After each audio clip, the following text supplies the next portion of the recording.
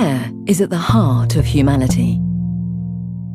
Throughout the course of our lives, each and every one of us will rely on the care of others. As the world's population grows and as it ages, so will the demand for care. Mothers, fathers, and other family members are most often the primary caregivers. But children, especially girls, also help to care for the youngest and oldest members of their families and help with household chores. The responsibility for care sits mainly on the shoulders of women and girls, and often on those from disadvantaged racial and ethnic groups. Domestic workers play a key role in caregiving. Often they are poorly paid and operate outside the formal economy. Girl domestic workers have less access to education and see their own opportunities severely hampered as a result. Migrant domestic workers leave their families behind in search of work, often displacing care to other family members. And while they may benefit from moving from rural to urban areas or to different countries, they need to be aware of their rights and protected from exploitation. Formal paid jobs in care services are mostly in early childhood education, social work, healthcare services, disability care, or long-term care for the elderly.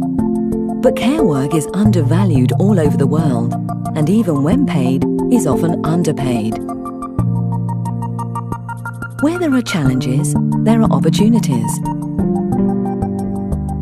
The care economy of the future should generate more decent jobs in public and private sectors that could be well remunerated.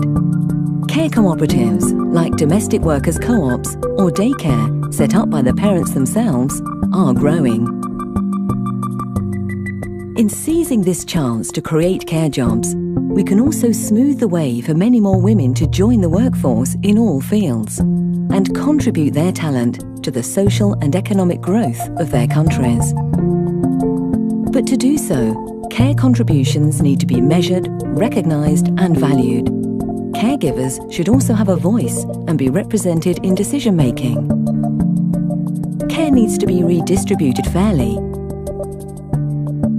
Getting more men into decent care jobs will also promote gender equality. And it needs to be reduced by better investment in social and household infrastructure.